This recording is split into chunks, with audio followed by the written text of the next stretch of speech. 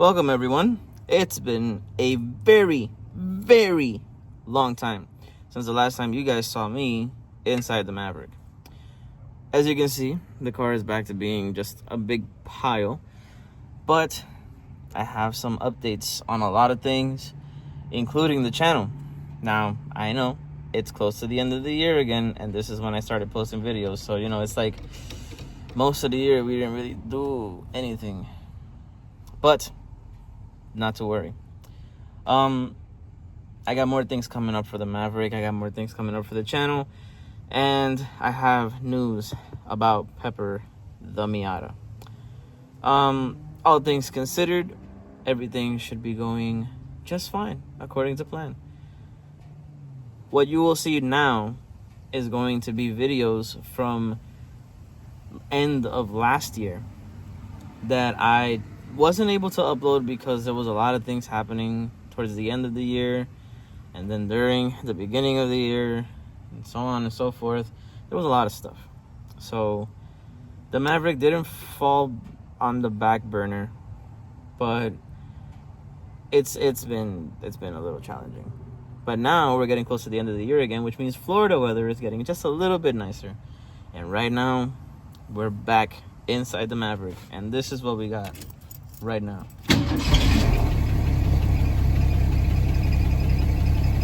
Shaking like a maraca, but it runs. It still does.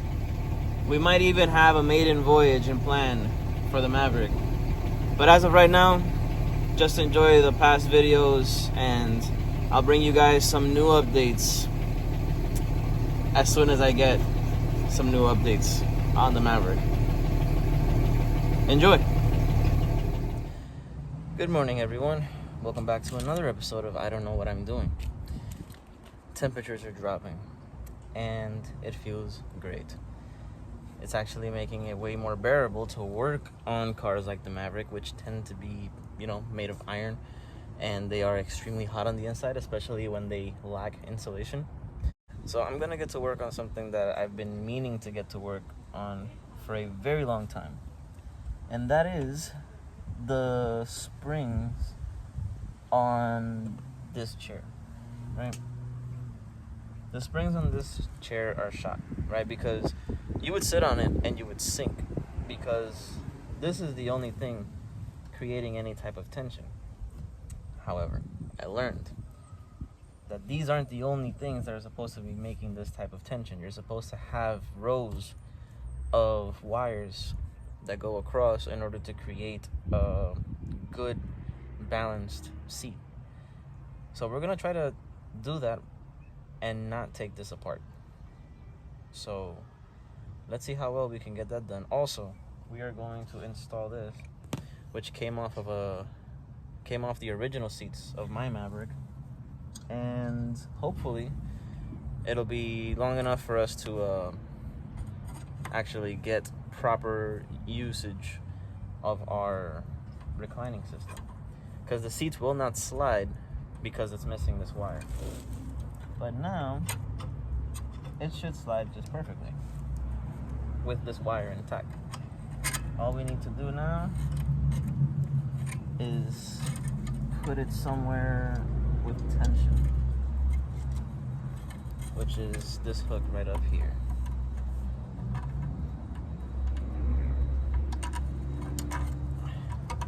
It should go through like that. And where's the lever for this thing? So I should be able to pull this lever, right? And that releases this side easily, like it always did, because it's the side that it needs to attach to. But it still isn't strong enough to detach this side. Like, this side needs more tightening for it to actually work.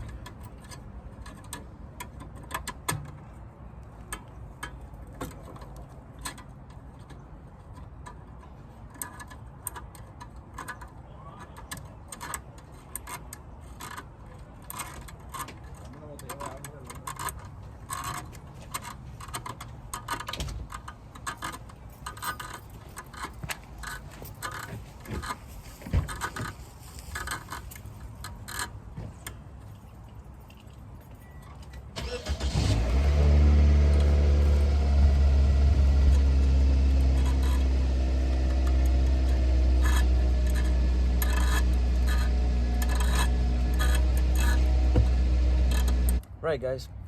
So, moved it up a little bit because I wanted to be in the sun. It's gonna help keep me warm. What we have here is 18 gauge galvanized steel. It's about 110 feet. I can't remember if I paid probably something like $14 for this, but this should be plenty for what we want to do. I'm gonna try to set one up and show you what it is that we're gonna try to do, and we'll go from there. Let me straighten this out. Also, be very careful when you're doing this. Ideally, you want to wear gloves when dealing with wires like this. Let me see here. Let me extend this out a little further. So I'll need something probably that one. Take one of these very rusty needle noses, cut it.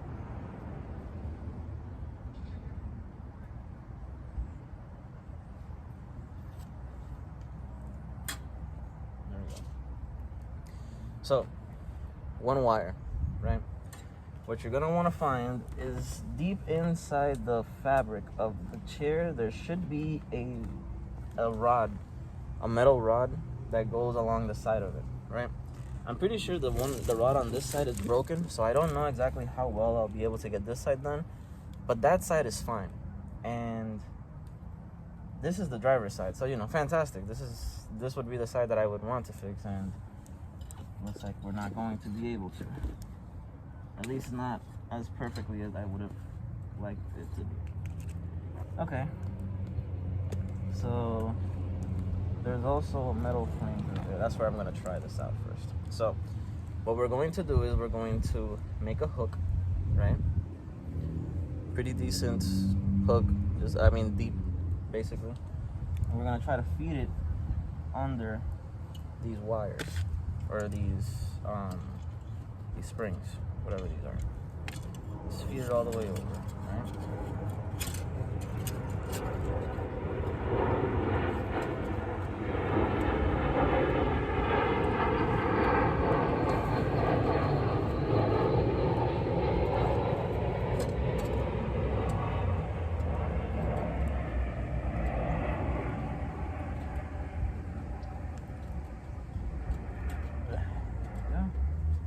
Gotta guide it with these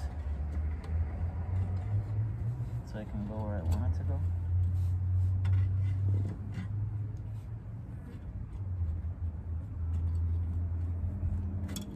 Oh, don't do that.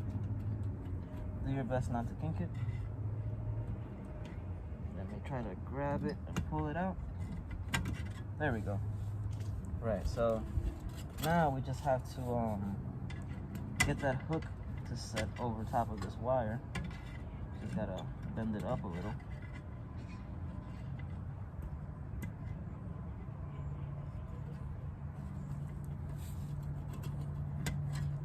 Like that, right? So there you go.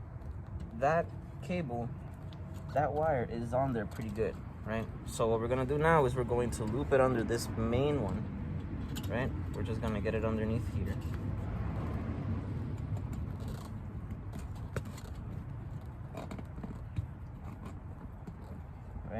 That side we're going to pinch shut and probably twist closed as best as we can.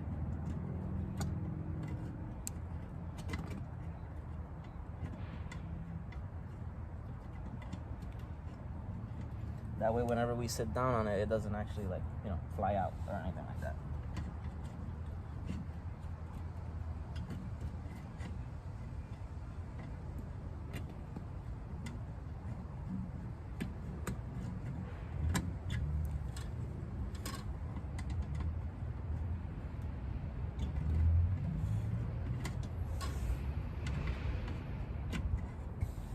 Maybe a screwdriver.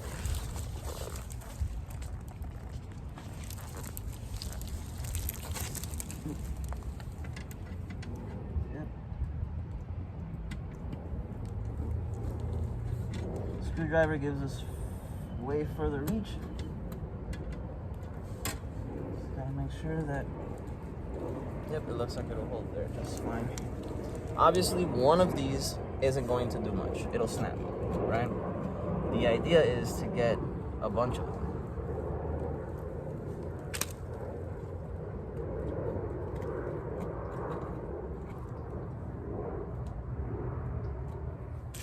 Let's go ahead and cut that closer there to its base.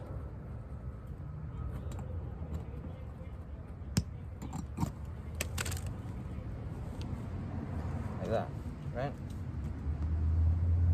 And already I can tell that this is going to help a little bit, but we want to find a way to get it, more taut. And that's what we're going to continue trying to do as we go by. Right. If I tell you guys what I've been up to, you would not believe me. So, we tried that wire thing, right? Bring the wires to the side and help it get some tension in there. Nope. Didn't work. I sat down and sank just like I would normally. So I started thinking, what else can I do to keep it from sinking?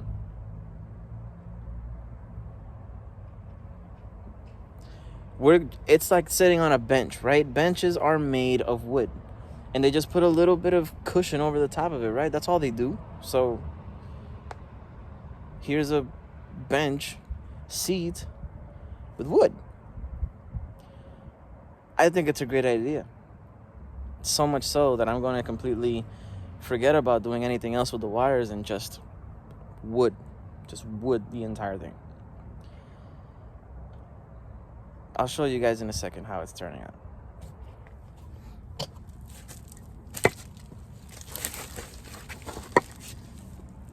Ta-da!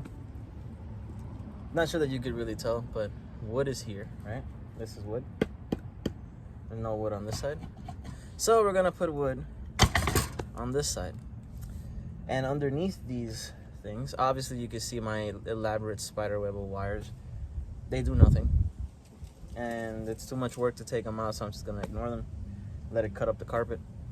I am, however, going to do what I did over here on this side, which is put underneath these springs these boards.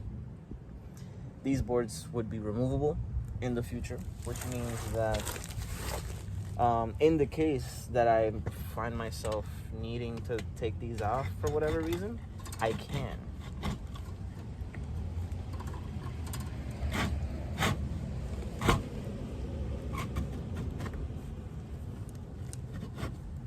And just like that, I wanted it a little further down than this, but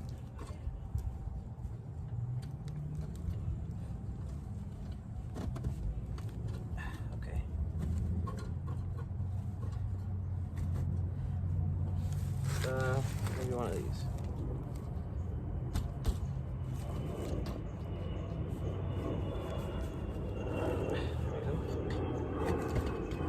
There you go. Right. So we are just going to we're just gonna roll with it because there's not much else we can do. I need to cut a slit on this one. That way I can actually sneak the wood panel through here. I think the same measurement will be fine. So let me go cut up some more wood and be back. And hopefully this will be done with this. Then we just gotta install it. Oh, I did indeed put on this wire, right? The wire that actually keeps the chair from, like doing what it needs to do right there.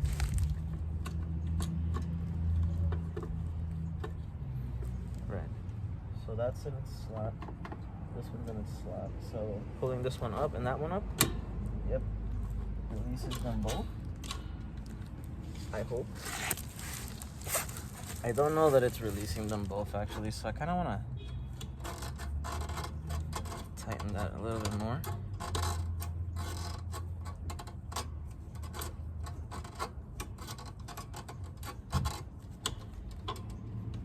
And let's see if it'll trying. See, let's do this one, right? Let's lock that one there.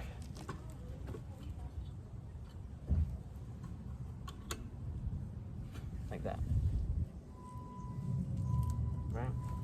So if I do this, that should release. And it sure does. And I should be able to do the same thing here. Except this one sits way further in than this one does.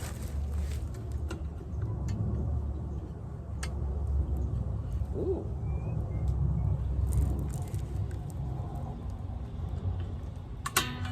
Like that. There we go. This one's caught. Like that. This one's caught.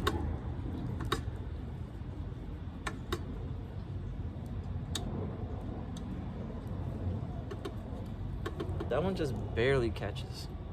So.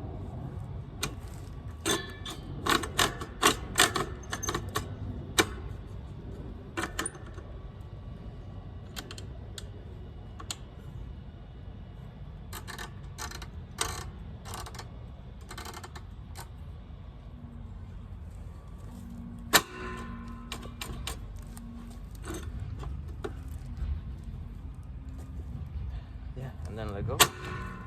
Bring it back down. It catches. Let's go.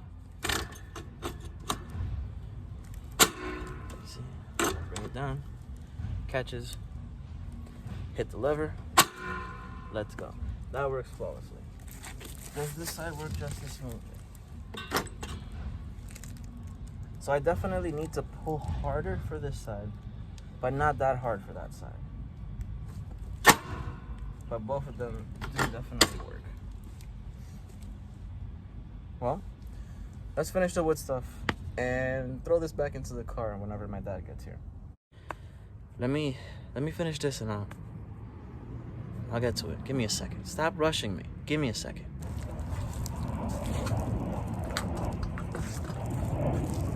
Alright, this side. Something broke. And as long as it's not that little sliding lever, I don't really care. I think one of the wood things fell in between the springs, so I just gotta adjust that again. Let's try this passenger side. Brand new. Oh yeah, the passenger side works great. Driver's side needs a quick adjustment, because now it feels like I'm really just on wood. This side feels nice. Let me double check what that is. But yeah, no, this prevents me from sinking that bad, right? You can probably see it on this side where this is all extra material. There's like no anything inside of it. So I'm just gonna stuff cotton inside, or part of a mattress. I'm just gonna stuff that in here, give it some more plushiness, and I gotta double check what went wrong with this one. I think if like a piece of wood fell out, but the passenger side is sturdy. I got a lot of wood shavings on it. Well, I'm surprised with myself. This will keep me better planted to be able to actually control gas, brake, go back and forth, be able to drive and everything. Whereas before I was sinking and I could reach everything fine, but I couldn't see because I was sitting probably with my knees up like this. But now I'd be able to extend my feet inside the car. But all things considered, the car looks way better with a seat that doesn't sink. And let's test that out actually. Yeah, I can't even get my foot under it without adjusting, and I have absolutely no problem with that. Easy reach for the gas, easy reach now for the brakes, good distance from the wheel, good visibility here. The car itself, the seat itself feels pretty stiff. It's not too baggy anymore. We put memory foam on there. One of the things that I am seeing is this lever to help the seat go back. Oh, it is tough. I need to find a way to make this lever longer so I can have some leverage to do that. Well, as always, there's going to be a hiccup, and the hiccup is I can't get the seat belts through because the mechanism that helps the chair swivel is right there. I have to feed it under, and how bulky those seatbelt things are, it's just not gonna work. So I have to take them back out and feed them under the chair and then install them. And I still think that even then it's gonna be too far in, but that's something that I can take care of next time. I think this is a good moment to wrap this car up right here. Hello everyone, welcome back to another episode of I don't know what I'm doing. As you can see, I'm already sweaty. It's already very hot out here. And if I'm gonna be completely honest with you, I did not feel like recording today because I came outside and it was so hot, I instantly got in a bad mood. But what I'm doing today requires me to record because this is a big step in the car's progress. And we're doing rear struts today. We might be doing more things, but I'm not entirely sure where we're going to draw the line today.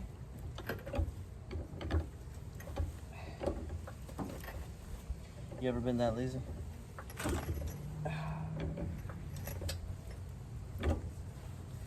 Right, so we're gonna work on struts.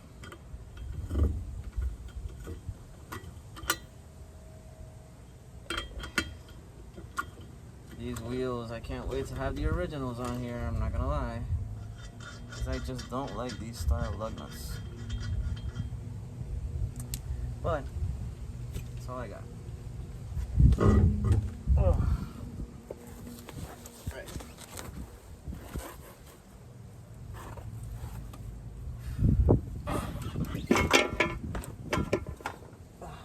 Right. Now we'll take this, and there's a bunch of spider webs there.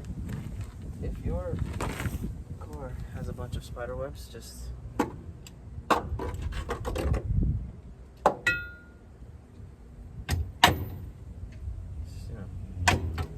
if you got a lot of spider webs, just don't, okay?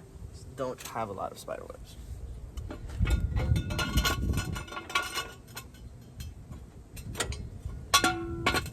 Right, okay.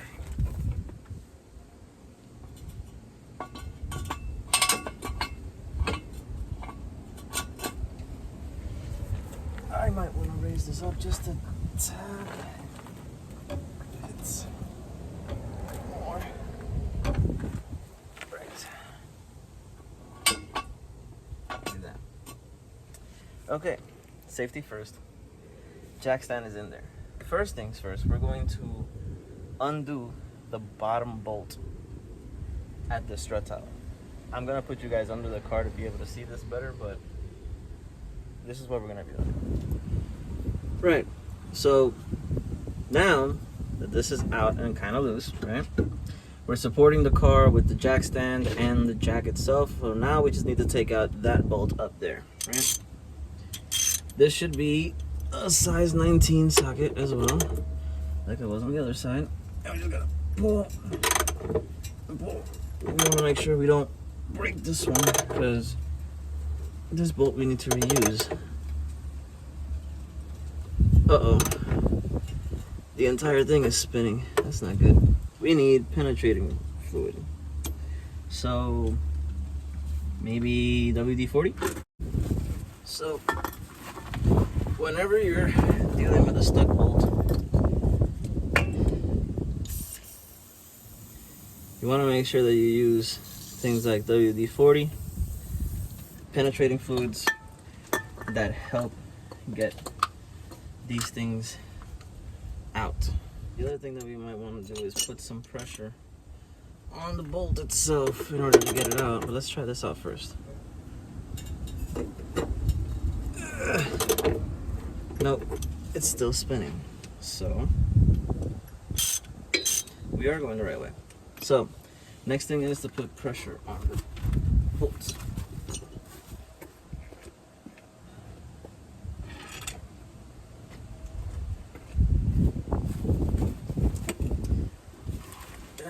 So get something like a pry bar, like I have here. We're going to try to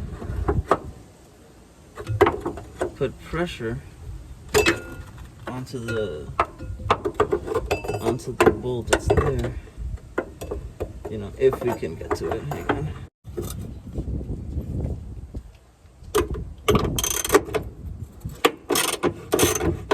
There we go.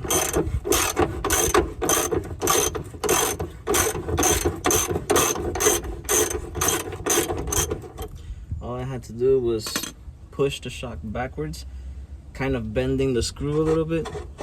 That creates enough tension that you can just push the nut and not anything else. Oh boy. There we go. Right, so one of the things that you may notice when you buy these new ones is that they come closed and strapped, right? It's a great thing because it keeps it compressed to a manageable size to put it inside here and to be able to then feed it through on the bottom side. There is a problem though.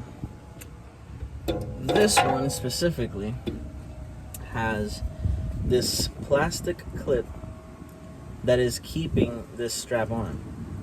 The second that this gets cut, this is going to expand, and if this plastic clip is in the way, you are going to not be able to get this to go through. So you need to be able to break this off, take this out, and then put that into where it needs to be within the span of a few seconds. Like maybe 1 or 2 seconds. I don't feel like pinching my finger behind this hydraulic thing and then not be able to get it out. So I'm going to do it the same way I did it on the other side. It might be incorrect, but it's the way that I'm going to do it. First things first, let's get the top part here connected. We can find out. We'll just try to feed that through the top there, like so. There you go. Just like that. Get you there. Now that that's there, we're going to just kind of thread this new one in here. Not new one, this nut. We'll thread the nut here. Just a few threads, so that way this doesn't fall off or anything. I'm going to attempt to get this done the right way, which is to like break this off and see if it lands through. But I can't either way because I need to have bushings on this inside, which is a shame. So I need to cut this open first. Let me leave this here and let me get something to cut that open with. I made a string of plastic around this whole thing. Huh? It's like a string of plastic and it's got heated. Oh. And like warped around your entire drum.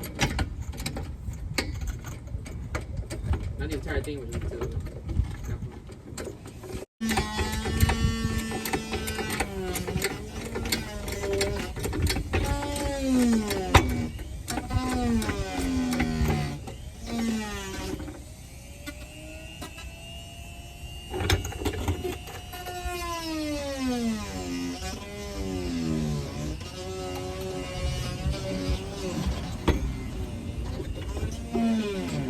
Just like that. Lift it up with a jack, guide it afterwards, just kind of slide it off the top of that jack hat. I tend to just put it on the edge of the jack hat, that way I can just pull it off, but just like that, it fell into place. Now you just finish putting up the stuff at the bottom, and this side's good to go.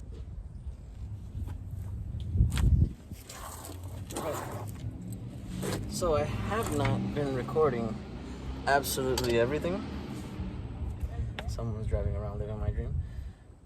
I have not been recording absolutely everything because I live close by to a school, a lot of kids walking by. Much rather not record around them, being loud. Also, I don't know how they'd care about it. But I decided to try to start doing something as far as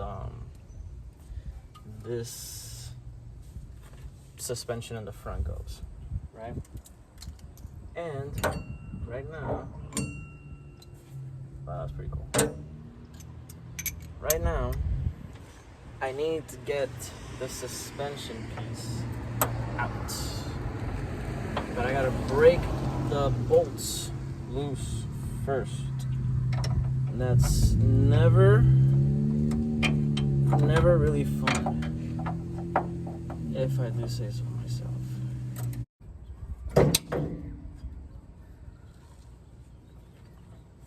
Just like so.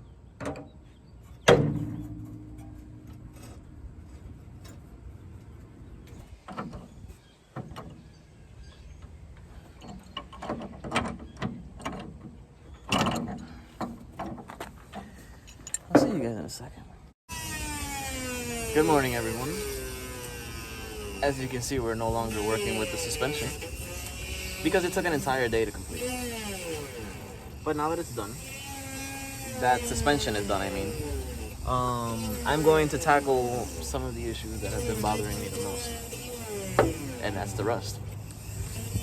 Now, mind you, I am not a professional mechanic. I am not a professional body shop guy. I've never done body work before in my life. This is as I don't know as it could possibly get, because you kind of need to have some sort of art for this. But I'm going to give it my best shot. I have plenty of rust to work with, all this. But we're gonna start with this rust hole here, behind the taillight housing. After we get this done, if it looks good, then I'll move on to the rest. But as of right now, this is where we're going. So stick along. Sorry for the noise. I got my brother doing other things back there too. So yeah, let's just get to it.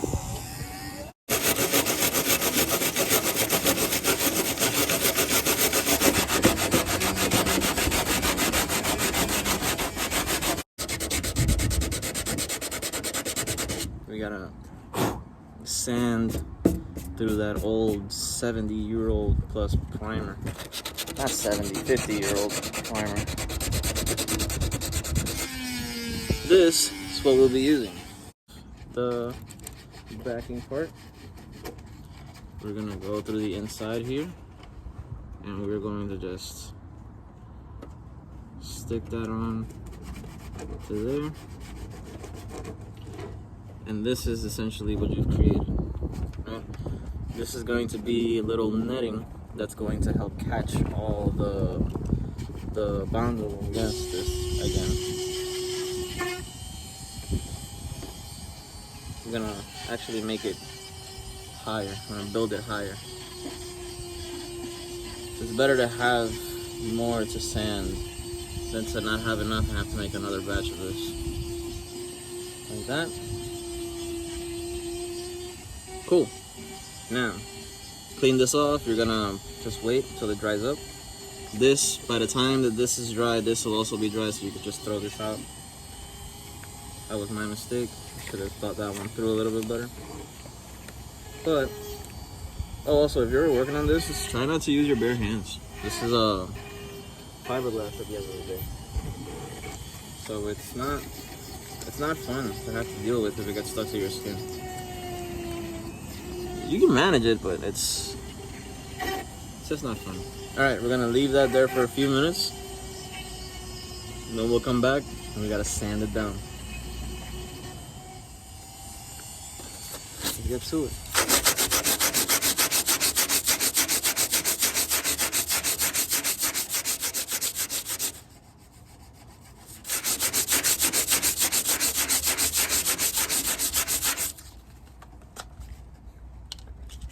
use a sanding block if possible, and a mask.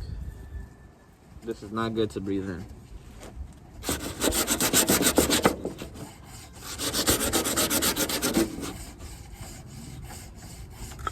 Uncomfortable.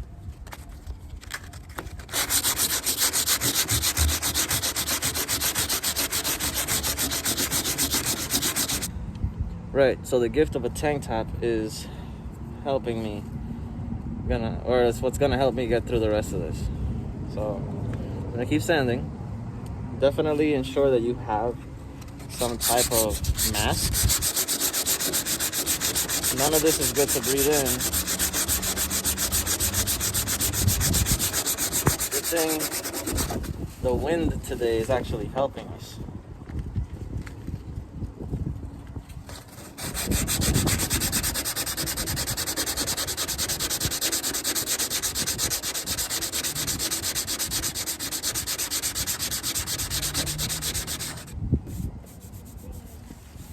So there's definitely a big bump here still. This side's getting a little bit better, but this is definitely higher than the rest of it, so we still need to sand quite a bit.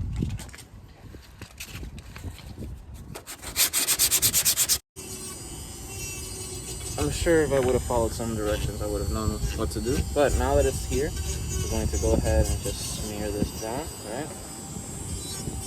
You could see actually all the holes that it's going into.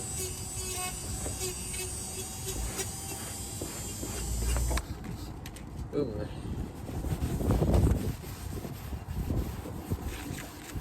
Right, I'm getting bare metal there. Alright guys, so that is what it looks like. Primer is thrown down, and this is the final result as the little work that I put into it. As you might be able to tell, there are plenty of deep scratches around there from me trying to sand around it, and obviously using the incorrect tools for this.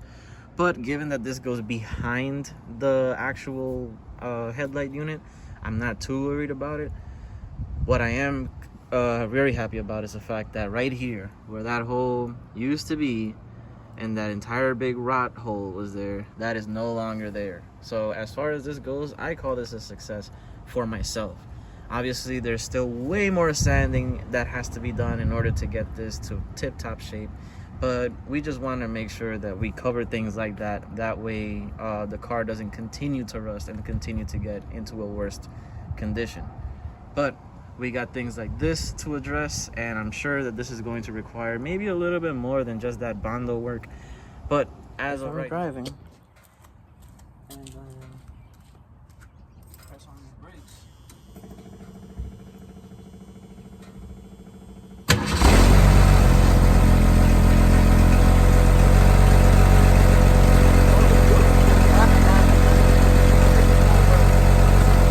Out.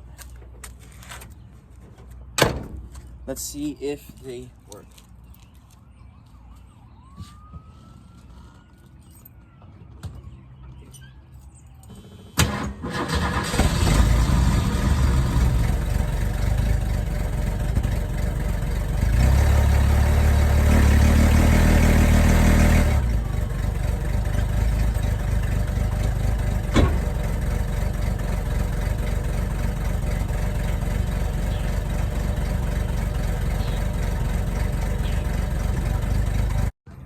All right, everybody. So we got some progress done. We got these end caps put on. We got the spoiler put on. Definitely still some mishaps happen, but car is coming around. It's starting to look more like the Mavericks I'm used to seeing. I'm very happy about that, and I'm not gonna lie, it's been pretty rewarding these past few days to really buckle down and get to work on this car, because I feel like I've procrastinated long enough. But car's looking great. It's doing good. We obviously still have some body work to fill up. There's still things that aren't completely bolted down. We need hardware, which we will get, but today is Christmas Day, so it is very complicated to get to the stores and find things. Hi, Jonathan from the future here. I couldn't find the exact point in the clips where I said that the following clips are what they are, but what you are about to see is the Maverick on the road for the first time since 2012 at the minimum. So, not like it's been parked off the road for too long, but between 2012 and that day, Christmas Day of 2024, it had not seen the road, not under its own power at least. The last owner said that they drove it on when they bought it from Tampa to where he eventually parked it and let it rot away. But prior to that, we can't really assume when or for how long it was driven. Anyways, enjoy the rest of the show.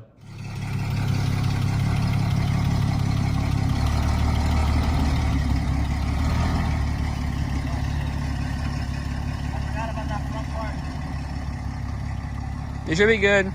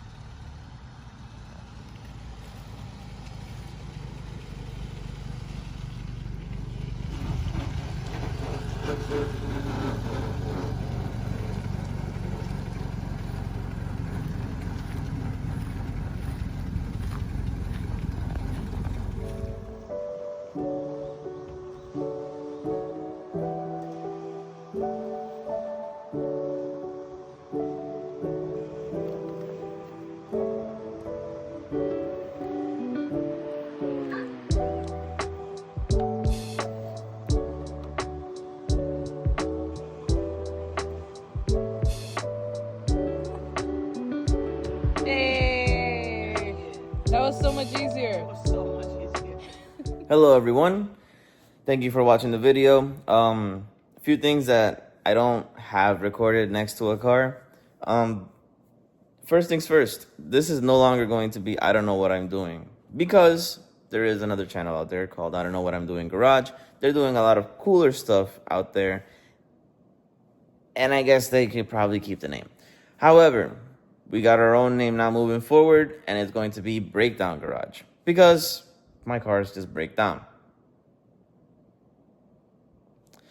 That being said, the Miata broke down, and it broke down pretty bad. Cylinder 3 piston rings were just gone. So we sold it. And that is the reason why you haven't gotten any updates on a Miata or Maverick in such a long time. The Maverick takes a lot of time to work on, and it requires to be work on under the sun, under an excessive amount of heat.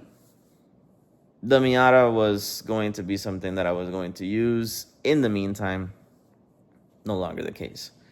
All that being said, the Maverick has some updates coming up as well. They're getting some new adventures planned for the Maverick. As you can see, I am not recording this next to the Maverick, next to the Miata, or even next to my daily. I didn't tell you guys that, not that you care. But I did get my daily new wheels, right? I got him some Avid ones, all white, 6 spokes. They look sick. But all being considered, the Maverick is the main focus of the channel right now. And yeah, we're going to go back to making sure that this Maverick gets back on the road as quickly as possible. We're coming up really close to its 50-year anniversary, 76. So 2026, April 2026, the Maverick should be back on the road for its 50th anniversary. That's what I want it done by, no later.